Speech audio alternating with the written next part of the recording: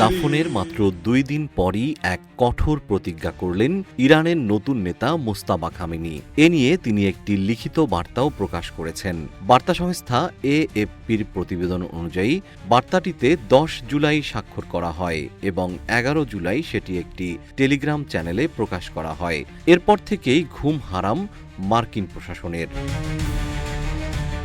লিখিত বার্তায় মুস্তাফা খামেনি বলেন, বাবা হত্যার প্রতিশোধ নেবই। এই প্রতিশোধের আকাঙ্ক্ষা শুধু আমার বা আমার প্রশাসনের নয়, এটি ইরানি জাতির দীর্ঘদিনের পুঞ্জীভূত ইচ্ছা, আর এই প্রতিশোধ একদিন অবশ্যই বাস্তবায়িত হবে।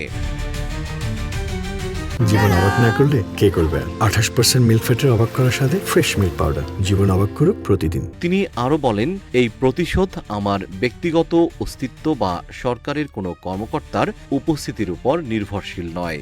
আমরা বেঁচে থাকি বা না থাকি, এই নির্মম হত্যাকাণ্ডের চূড়ান্ত প্রতিশোধ একদিন নেওয়া হবেই।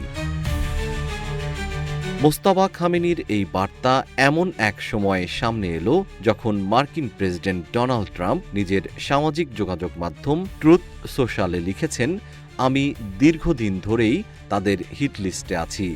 ইরান যদি তাকে হত্যার চেষ্টা করে সেক্ষেত্রে কী পদক্ষেপ নেওয়া হবে সে বিষয়ে তিনি আগেই প্রয়োজনীয় নির্দেশনা দিয়ে রেখেছেন।